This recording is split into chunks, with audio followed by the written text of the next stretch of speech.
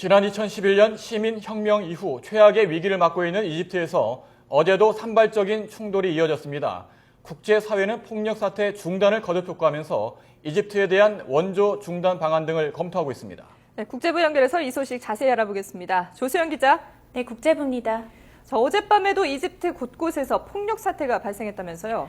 네, 그렇습니다. 밤사이 이집트 군부와 시위대 간에는 별다른 충돌 상황이 없었습니다만 북부 시나이 반도에서 무장괴한들이 경찰 버스를 공격해 차량에 타고 있던 경찰관 25명이 숨지는 일이 벌어졌습니다. 이집트 당국은 이번 공격을 과도 정부에 저항하는 무장 세력의 소행으로 보고 있습니다. 비슷한 시각 북서부 다만후르의 검문소 주변에서는 군경이 언론인들이 탄 차량을 발포해 현지 신문 기자 1명이 숨지고 1명이 다쳤는데요. 군경은 이 차량이 검문소 근처에서 유턴을 하자 야간 통행금지 단속에 걸리지 않으려고 달아나는 것으로 생각해 공격한 것으로 알려졌습니다. 네, 이런 가운데 이집트 군부가 무함마드 모르시 전 이집트 대통령의 지지 기반이죠. 무슬림 형제단의 최고 지도자를 체포했다는 소식도 들어왔군요.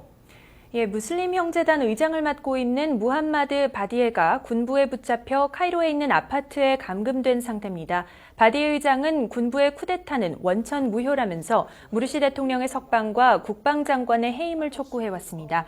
앞서 바디의 아들은 지난 금요일 군경과 무르시 지지 시위대가 충돌하는 과정에서 숨졌습니다.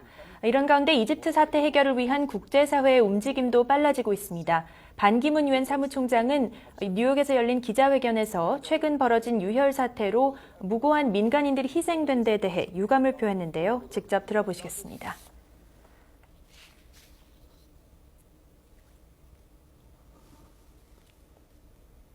There is no justification for targeting civilians or destroying infrastructures and property so important for Egypt's future.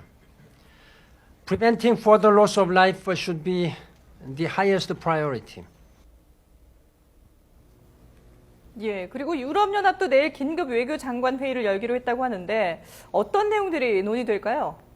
네, 내일 회의에서는 EU가 지난해 이집트에 약속한 원조 계획의 이행 여부와 이집트에 대한 무기 수출 중단 등에 대한 논의가 이루어질 것으로 예상됩니다. EU와 관련 기구가 올해까지 이집트에 지원하기로 한 액수는 50억 유로, 우리 돈 7조 4천억 원에 이릅니다. 일부 EU 회원국들은 이미 이집트에 대한 지원을 중단한 상태인데요.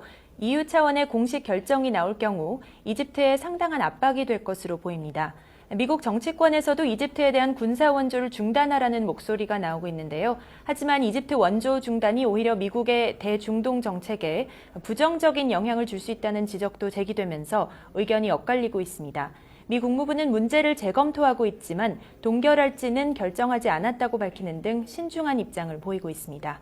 지금까지 국제부에서 전해드렸습니다.